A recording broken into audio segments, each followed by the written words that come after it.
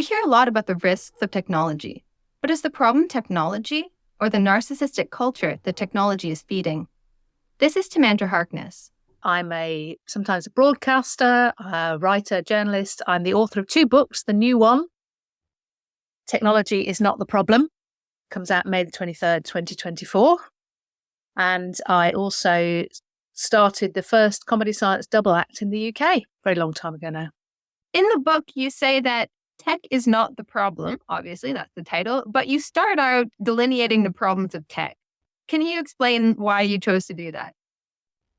Well, I started out writing a slightly different book because my first book was called Big Data, Does Size Matter? And that was much more about the way technology interacts with our lives and shapes our lives and the way that our data is collected and used to profile us and then target us with specific things. So I thought I was going to write much more about that. I thought it was going to be much more a book about how everything is personalized through technology.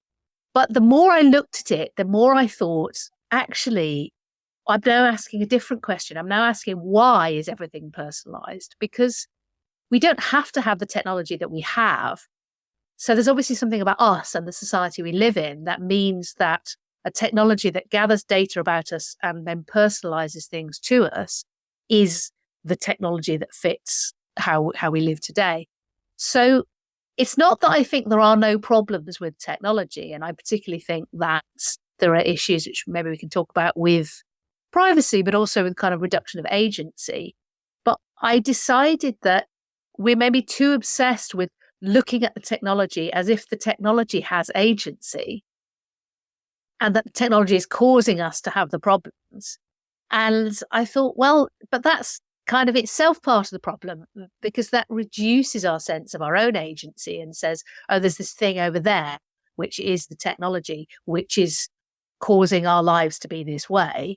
And I think that's back to front. I think actually we and how we live and the society that we have causes our lives to be this way. And the technology is just the means. It's just how it happens. So we kind of get the technology we deserve in a sense. Yeah, a bit, yeah. What do you think of someone like Jonathan Haidt, who's been writing a lot recently about how social media is causing mental health problems?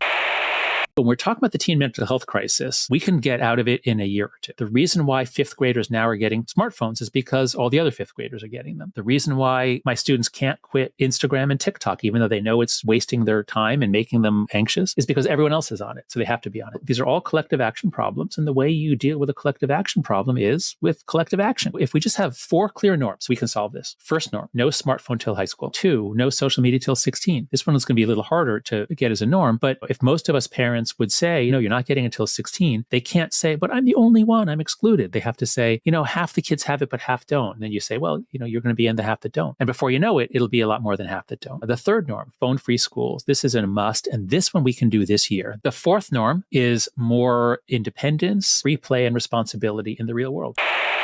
Coddling means overprotection. Our basic argument is that beginning, especially in the 1990s, Americans began vastly overprotecting their kids, not giving them independence, not letting them out until their mid to late teens. And this has contributed to a huge rise in anxiety, depression, and even suicide. Do you agree with that kind of outlook? We need to be a bit more careful with our social media? He does seem to, he puts a lot of emphasis on social media and smartphones in particular and their impact on young people in particular, kids and teenagers, and does seem to think that if you controlled that more, that would actually solve a lot of social and psychological problems. I mean, again, it's not that he doesn't have a point, but I get a bit annoyed by the kind of very broad brush approach he takes. Partly because I've actually, if I'm allowed to plug somebody else's book, there's a great book by Pete Etchells, who is a psychology professor, which is all about screen time and the state of the research in screen time. It's very nuanced and says you can't just say all this stuff is bad because for some people in some contexts it's good, and we have to have a proper conversation about it as if it's a thing that humans use, not a thing that happens to us. And I think that's about right. I think Jonathan Haidt does have a point where he says it's not a very healthy thing for children and teenagers to be interacting through technology more than in person, and for their choices to be offered on a menu from an app rather than them having to go out into the world and take risks and take initiatives. What I think he gets wrong about that is that it puts the technology first. It says, if you change the technology, then this would change about society. But I mean, as he also actually admits himself, there were already changes in how children and young people lived before smartphones came along, because they were already much more limited in their capacity to go out on their own and play independently away from adult supervision and, learn by themselves, trying stuff out and doing things, maybe getting into trouble a little bit, playing with each other, working out social relationships in person. That was already being restricted. And then social media and smartphones came along. And it looks to me much more like those things are compensating to some extent for restriction in their physical freedoms. But I do think it's also helpful to look at that in relation to all of us and adults, that we also have fewer opportunities to go out and take initiatives and take risks and start things that are not offered to us from a menu of choices. And we also tend to mediate more and more of our interactions through technology. I mean, look at us here. And the plus side is it doesn't matter where we are geographically. We can have this conversation. You can share it to lots of people who would absolutely be unable to come to a room and listen to this conversation. So that's a positive side. But the negative side is that if all of our interactions are through technology, then they're all mediated in a very particular way, in a particular format, which takes some of the risk out of human interaction, I think, in a bad way. And also means that we shape our social interactions and projects to what the technology enables us to do. So now, I'm sorry, I feel like I've gone on a little bit of a tangent here, but I haven't actually, because I think what I'm saying is that partly Haidt is wrong to point the finger so much at technology and say the answer is we radically limit young people's access to technology.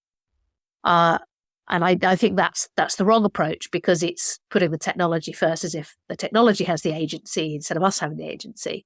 But he is onto something when he says the lack of face-to-face interaction and physical activity in the world and those kinds of things that he points to being a problem with children is actually a much broader social problem, that more and more of us live more and more of our lives through the kind of limited, narrow formats that technology offers us. And that includes a reduction of our agency to choosing things from a menu. And that's something I do think we should worry about. Does that make sense? Yeah, definitely. And I coming from a background of sociology of risk, that sort of thing, I'm very sympathetic to what you're saying, obviously, because I wrote an article in Unheard a while back, really criticizing Haidt, because I was reading his books and just thought, oh, typical psychologist, oh, there's a social problem. Let's blame the parents. Well, the parents are putting their kids in front of screens. The parents are cotton-wooling their kids. And I was like, you told us we were supposed to do that.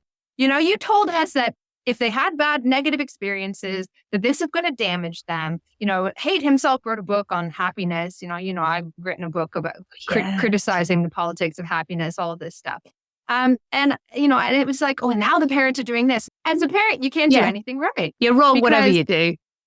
Yeah. And in fact, that was some of the advice that I got when I first had children. My brother-in-law said to me, whatever you do, just know that it's wrong. But the thing is, like, you had all of these panics around, first of all, you have panics around parental determinism and childhood determinism. So whatever you do to a child when they're young is determinant on their life chances, like how long you breastfeed and whether you communicate enough with the children. So parents feel like they have to play with their children, do all this stuff. And the children don't go out on their own and play anymore because we also had a panic about stranger danger. So as like a good parent, you have to hover over the kid all the time. But now you're damaging your child because you're hovering over the kid all the time. In the newly released second edition of Parenting Culture Studies, Jenny Bristow has a chapter called The Double Bind of Parenting Culture, Helicopter Parents and Cotton Wool Kids. The central argument she makes in the chapter is the apparently contradictory coexistence of a risk-averse parenting culture and concerns about its overprotective consequences can be conceptualized as the double bind of parenting culture. Parents find themselves subject to criticism if they do not prioritize their children's safety, and equally subject to criticism if they do not permit their children to take limited risks. She goes on to point out that while it's increasingly common to hear claims about children being wrapped in wool, they tend to have a fatalistic and rhetorical character, because at the same time we have panics about obesity or the threat of online bullying and pedophiles, which indicates that being inside can be just as dangerous as being outside. So even when parents are supposedly wrapping their children in cotton wool and not allowing them to go outside and take risks, being inside is also framed as risky, and parents should protect their children also from those risks. What Bristow calls the normalization of parent bashing has meant that concerns about the overprotection of children tend to be focused on the problem of the parent. She quotes sociologist Frank Furedi as writing, "We have a culture that not only continually promotes a hyper-alarmist orientation towards the well-being of children, but also blames parents for internalizing its message. Not infrequently, parents are blamed for being anxious about their children. In other words, you are advised to be aware of a proliferating array of risks, but you are also chastised for being aware of a proliferating array of risks." And so, if you want some peace or you want to do some chores around the house, you're going to put your kid in front of the screen in a way that you wouldn't have done, when I was a child, when my mom just kicked me out of the house and I came home when the streetlights were on. Yes, right? So same here. all of So these, we didn't have street lights because it was the countryside, but yeah. We came home when it was dark or we were hungry. We had all these technological changes, but they, what you're saying is that they weren't causative of a broader kind of social process of atomization and sort of psychologization and this sort of thing that all need to be brought into the picture in a deeper way than I think hate sometimes does. Just my little dig. No, he's got a lot of great points, but the parent bashing annoyed me quite a lot. But going back to this idea of personalization, that the technology kind of personalizes things. And you say in the book, you're guilty of saying big data knows you better than you know yourself. But you want to go back on that. Why?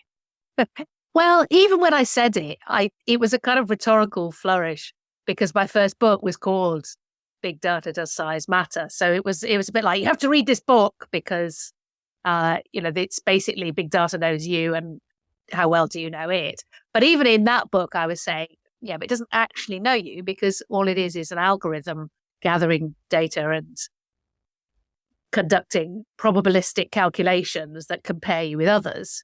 So it doesn't know you the way another human knows you. It hasn't got a mind, so it can't intuit what you think or what you might think. But I was just a bit embarrassed that it was kind of like it was there on the back of the previous book. And now I'm saying, no, it really doesn't. It really doesn't know you at all, because what it does is it predicts what you might do. And this is the big thing, I think, that the kind of the gathering data and profiling does is it predicts what you might do. And then it tries to predict what you might do if you're given certain options or offered things or certain stimuli, if you like, because it's a very behaviorist model of how humans behave. It's like, I'm a black box and you put some stimulus on this side and I do something on that side. And if I don't do the thing that you want me to do, you try a different stimulus and see if that works. And the whole sorting exercise is about, well, we can maybe predict this group of people are more likely to do what you want. This group of people are less likely, but if you try a different stimulus, that might work on them.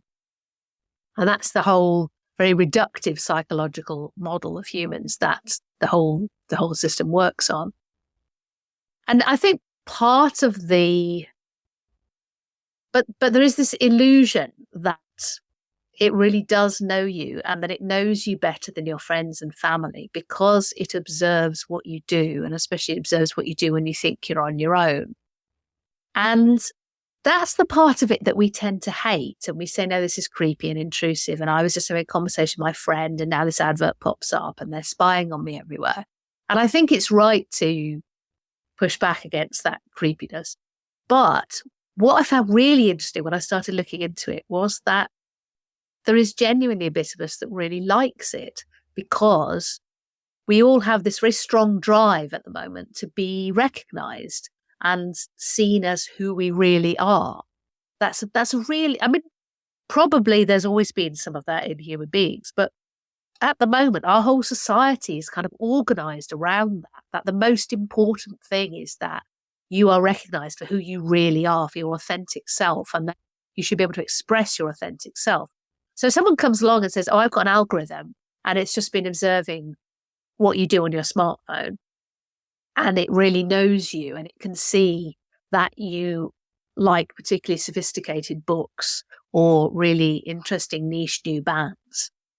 There is a part of us that responds to that socially and says, oh yeah, no, this is great. Actually, part of me likes this algorithm because I do like sophisticated books because I'm a very sophisticated intellectual, and I do like niche new bands because I'm adventurous and discerning.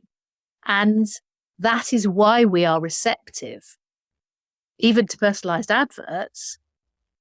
We're more receptive to them if we think they're personalized than if we think we're just seeing the same as everybody else. And there was sneaky psychologists actually got people into a lab and did a study to test this. And they found that they did the usual sneaky thing where they get people in and they say, we're going to split you into 3 groups. You're going to see random adverts. You're going to see adverts targeted just for your age and gender and so on. And you're going to see adverts based on your previous web browsing history. And obviously they were the same adverts because they're sneaky that way. But the people who thought they were targeted because of their own behavior, literally they call it behavioral advertising, they liked the advert better because they thought that the algorithm had detected that they had sophisticated tastes. So that point I went, right, okay, so this really tells me why we have this kind of technology. Because for all that we say, oh, I hate it, it's creepy, a bit of us actually thinks, but if the machine understands me and sees into my soul, then it does know me better than my family and friends because, I put on a face to them and they're nice to me, but the machine really knows the objective truth because it's a computer. And so I could take its judgment of me as being meaningful and significant. And that was a revelation to me, I must say. I didn't think that the way we've kind of embraced the technology as part of our social world was that strong. But it seems that it is. And I find that very interesting, that the same drive for recognition and to express ourselves and have that self that we want to be seen reflected back to us is what drives our engagement with the technology that personalizes everything. So you think that people positively engage with that people positively engage with being affirmed by the technology, perhaps more so than in real life?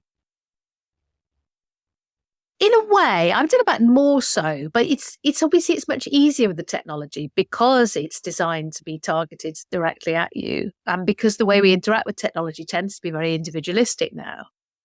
So we all get our own individual channels for news and entertainment. We don't just sit around the family telly going, oh, we all have to watch Morecambe and Wise because that's what's on, because there's only 3 channels. So what you get on your smartphone is just for you. And so it's much more convincing that reflects who you really are in some authentic way. When we all sat around the telly and watched Morecambe and Wise, that didn't say anything about who we were, except that we were the kind of family that watched Morecambe and Wise. But when something comes up in your social media feed, that is telling you something about who you are, like what kind of network of friends you have on there maybe, or how the algorithm sees you. And so we take that as a social signal, in the same way that when you choose what to wear and you go down the street and people respond to you in different ways, and you either go, well, that wasn't what I had in mind, or yeah, you see, they think that I'm really cool and hip now with my denim jacket or whatever I'm wearing. Yeah, there's the other day my family found ourselves one of the rare occasions sitting around TV, just flipping through the channels of the TV, which we hadn't done in ages, years, probably ever, maybe. And there was like live commercials, and the children started complaining about the commercials.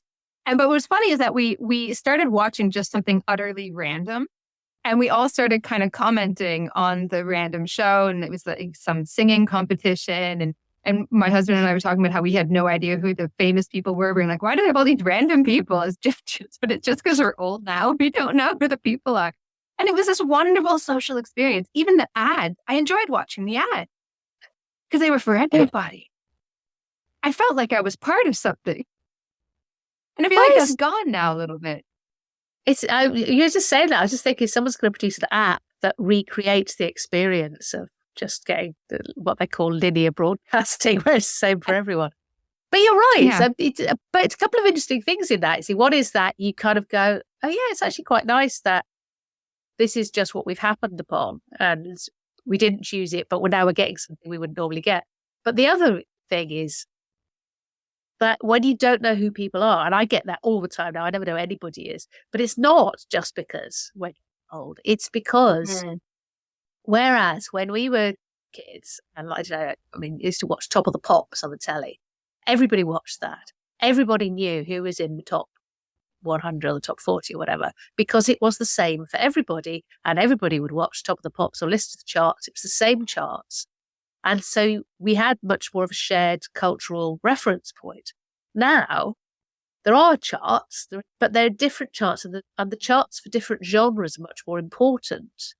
And I was talking to a friend who's a music journalist a while back, and he said, well, you don't really get that there is one really famous group or person so much anymore.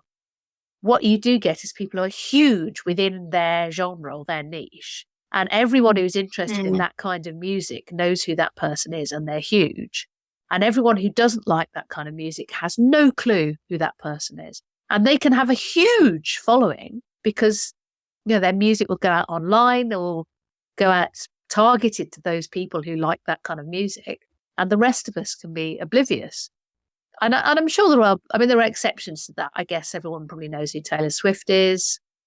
But mostly, if you think about the groups and the people that everybody has an idea who they are, it's because they kind of predate that era and are still going. And so they keep popping up on Spotify or streaming and then the new generation discovering them, going, oh, this is quite good, this music actually. But it's much harder now, I think, for an artist to get a broad-based audience because all the recommendation systems will target them to the kind of people that like that kind of thing. It reminded me of while you were talking about recognition is some of the podcasts that I've done recently are on the trans issue. I did a series of 3 interviews with different perspectives, and one thing that that really sort of jumped out at me was this idea of, Debbie Hayton talked about this kind of feedback loop of male sexuality that can happen with what she experienced around autogynephilia, where it's just her own sexuality unchecked by a woman. It's just sort of like round and round and round. It can get quite extreme. And she kind of realized that and was able to kind of step off of it and kind of think about other people and that kind of thing. But she's talking about how, if you go to like trans events, all the trans women are wearing like short skirts and heels, whereas all the cis women are wearing, pantsuits and flat shoes and that sort of thing. Well, it's like, you could say, well, it's because, they need to pass, so they could go hyper feminine. But she says that it's it's part of this feedback loop. And I thought, this happens with a lot of things. I think a certain amount of misrecognition is necessary because it disrupts that feedback loop with yourself. That you can have this entirely self-referential life, this entire inner world that can take over everything. And you demand that inner world kind of go out into the outer world. But maybe that's not a good thing. Maybe we don't necessarily want or shouldn't want or need that. Maybe we need to be misrecognized. Maybe someone does need to tell me, hey, Ashley, that thing you said was really stupid, so that I can feel bad sometimes. I kind of think, think about it and be like, shoot, maybe it was. and be better and improve myself. I don't know. What do you think about that? Yeah, I think that's spot on, actually. Misrecognition is a great word. I hadn't thought of that. But no, I think you're absolutely right. And I think this is the very kind of deep problem with living in a society that values being recognized and affirmed all the time. And it's a problem for all of us, I think, that where you feel you have a right for people to see you as you see yourself.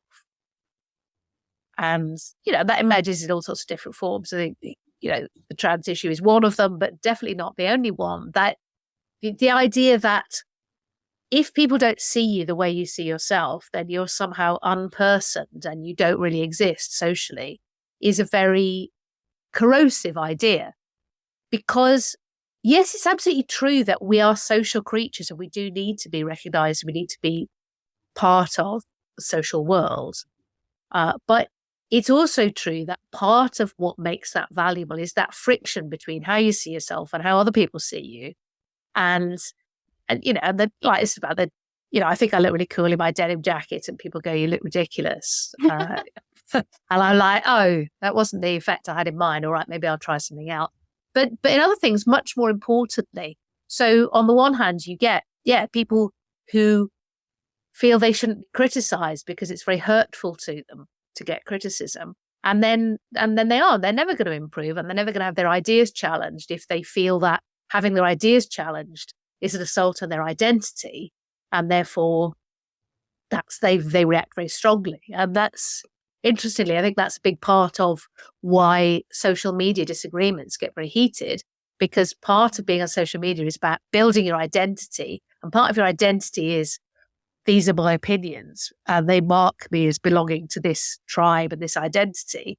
And therefore, if you disagree with my opinions, you're not just offering a different point of view, you're attacking who I am and who all my friends and comrades and support network are. And so I'm going to come out fighting. But there's the positive side, which I think is really important in education, that you see yourself in one way and then someone who's a teacher or a trainer come along and say, well, no, actually, you have the potential to be something else. You're not there yet, but I can see in you somebody who could be a philosopher or historian or sociologist or, in my case, a competent motorcyclist or that. And somebody sees something in you that you had not seen yourself. That's a good thing. And you let them draw it out. But if you're constantly saying, no, look, this is who I am, and I insist that you just see me the way I see myself, then you're not open to that either. And I do think there's a danger. I mean, I'm not a teacher, so I've not had to do it myself, but I can see a danger if, especially younger people, are very geared up to, you must respect me and my identity and my ideas and my feelings. Then is the door really open to someone saying, actually, I can see somebody else who you could be if you're open to change and learning and trying new things and testing yourself, and if you're open to me introducing new ideas and challenges, then are they still open to that kind of life-changing interaction with society? Yeah, it occurs to me that I've said this many times, but I think for some reason, our society has developed a really rigid understanding, a very rigid and static understanding of identity, which maybe I'm a weirdo, but seems totally alien to my entire existence. Like, I see myself, my identity, as something that's very unfixed, always developing. Like, there's this line that's like, well, in fact, it was Karl Marx's favorite quote. One of his favorite quotes was, "Nothing that's human is alien to me." And I think about this all the time. If I see a drug addict on the street, I don't think, oh, there must be something about that particular person's brain that makes them that way. I think that could be me. That could be me. Yeah. That I could have gone down that path. Or, every human experience, I think, could have been me. I could, and for me, who I am is something, well, perhaps I'm a product of my world as well. It's a project, a neoliberal project of the self. I feel that more internally than this notion of like having a static and rigid identity that I want people to recognize. Do you think technology plays a role in affirming that or driving some of that static and rigidity? Well, yes, in the sense that if the technology is trying to predict what you do and predict how you're going to respond to things, then it's obviously a design feature if the technology can categorize you and say you belong in this category and that category, and I'm going to feed you the stuff that I will feed you this category. And then inevitably, if that's the technological world that you're living in and the culture that you're experiencing, it will tend to send you down those train tracks. Yes. But I think there's actually something much bigger than that. And it's interesting that you raised the kind of, am I just a neoliberal project? I think one of the reasons why there is such a strong drive in society today to express your identity and say, look, this is me, and I'm going to tell you who I am, and I just want you to respect it, is precisely that feeling that you create yourself and that there's something a bit arbitrary about who you are and the identity you end up with, because we are so free, because we're so much freer than even our ancestors 100 years ago. We have all these life options. I mean, if you'd asked my gran who she was, she would have said, where she lived, because that would have told you which part of the Grimsby Docks she lived in would have told you that her family were dockers and not trawlermen, because they were altogether less respectable. So just saying where she lived would have told you a lot about her. If she said like who her parents were, who her husband was, who her kids were, that would have for her, that would have answered the question. And she really didn't have a lot of options about most of those things. Whereas I've moved around the country. I basically have lived where I liked. I do what work I like. I can have the relationships I like. I can decide whether or when to have children. I can keep going back to study higher education, which I do. I have so many options, but that does mean that if you say, who are you? That's a bit contingent, because I know like you say, it could have been very different. I could have been somebody else, in effect. I could have had a very different life and lived a very different way.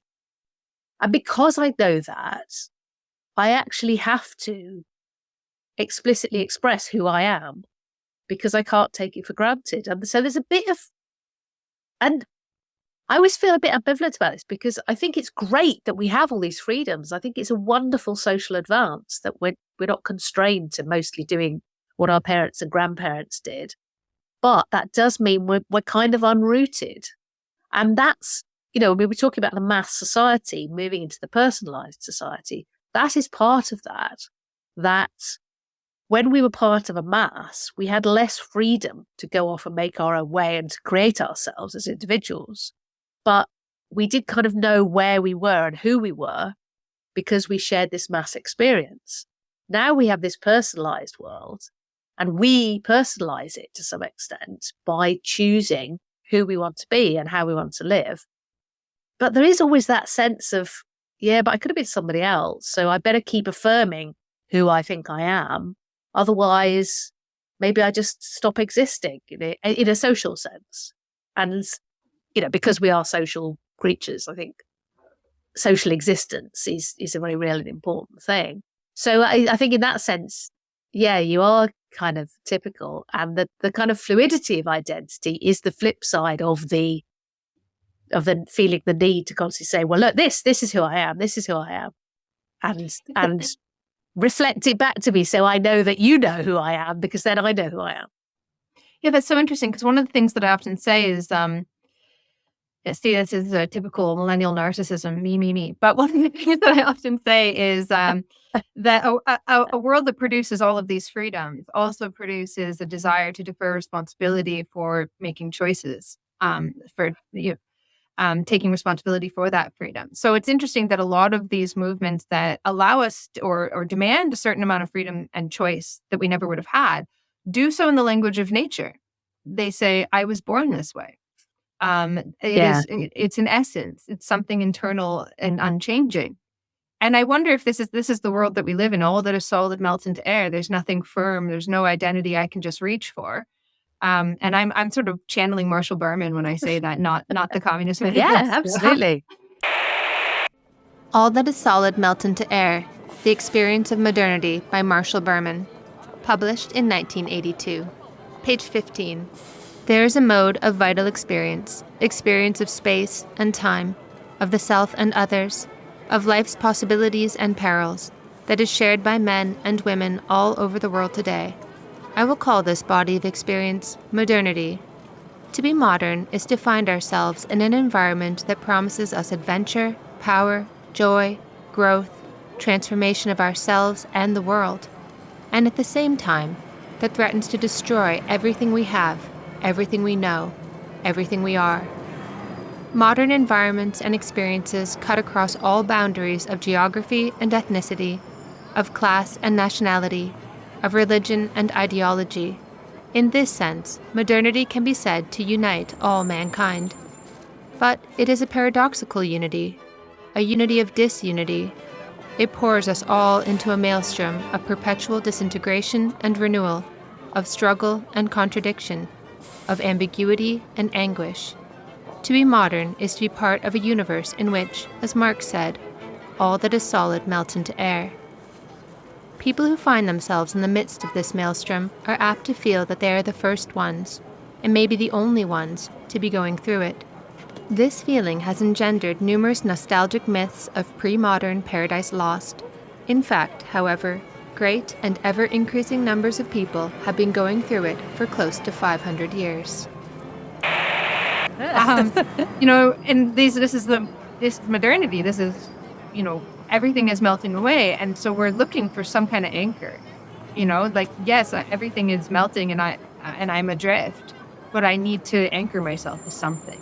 And people will kind of anchor themselves to an essence or to nature or to something that seems unshifting. Perhaps that explains a little bit of that deferral of choice, or at least the desire to kind of find some firm grounding, even as everything seems so free. Yeah, I think that's absolutely right. I think it's exactly right. And it's something that goes back a long way. I think this is the other reason why, if you just look at the technology, you're missing the point, because, there's various, you could arbitrarily choose a kind of starting point for the modern sense of identity. Interestingly, the first person apparently to use identity in the modern psychological sense was John Locke in 1690. And that in itself is quite interesting, because that was, he was coming out of the English Civil War, which was the most disruptive, absolute violent political cataclysm that completely transforms English political reality and, British political reality, really. And also at a time when Protestantism was transforming the idea of, what's the relationship that your immortal soul, which I think is what we had before we all had identities, the relationship of your soul to God is like, no, it doesn't go through the church. It's just you and God, and this kind of direct thing as an individual. And the economy obviously was like, feudalism was being shaken off, and suddenly you were a free individual, probably with fewer rights, because you could no longer graze your animals on the common or whatever, and you were probably going to have to be uprooted and move into a town maybe and learn a new trade. So there was all this new individual freedom, and everything was being very, very shaken up. And there he is thinking, okay, well, what does make an individual then? And he was the first to use the word identity then. So I think it's been a very long process of getting to this point where we have all these contradictory things, like, no, I was born this way. This is who I am. This is natural. This is just get out of my light and let me grow like a tree. But also I'm creating myself, because who I am is partly that I'm a free, creative individual. I'm forming myself as I want to be. And all these things that are quite contradictory. It's like, well, are you some inner essence that's unchanged, or are you the person that you're kind of projecting outwards into society? Yes, through social media now, but also just generally, you create yourself, you almost enact who you are on a stage. We talk about performativity and all these contradictory ideas. But I think you're right. It's like, you can't just say, oh, this is a psychological thing that dropped from the sky. Visit patreon.com/Ashley A. Frawley for part 2.